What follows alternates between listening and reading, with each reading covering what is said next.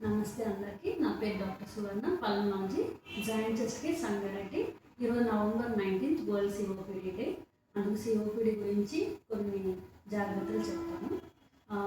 ఈ సిఓపిడి అనేది దీర్ఘకాలం వ్యాధి. అంటే ఆస్తమా లాంటి లక్షణాలు కనిపిస్తాయి. పిల్లి కూతలు రావడము, ఛాతీ బరువుగా అనిపించడము, సాయంత్రం పూట అయితే దగ్గు ఎక్కువ రావడము, తెమ్మడ గట్టిగా రావడము, ఇలాంటి లక్షణాలు చూస్తాము. సో వీళ్ళలో మనం ఏంటంటే బ్రీతింగ్ ఎక్సర్సైజెస్, యోగా, ప్రాణాయామము ఇలాంటివి చేయడం వల్ల వాటి వల్ల లంగ్ కెపాసిటీ పెరుగుతుంది, లంగ్ మజిల్స్ కూడా స్ట్రెంగ్తన్ అవుతుంది.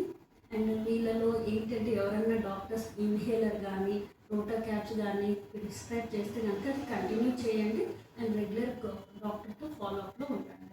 ఎవరైనా వ్యాక్సినేషన్ కనుక తీసుకోలేదంటే ఇలాంటప్పుడు ఈ సీజన్లో vaccination, flu vaccine, pneumonia vaccine తీసుకోవడం మంచిది.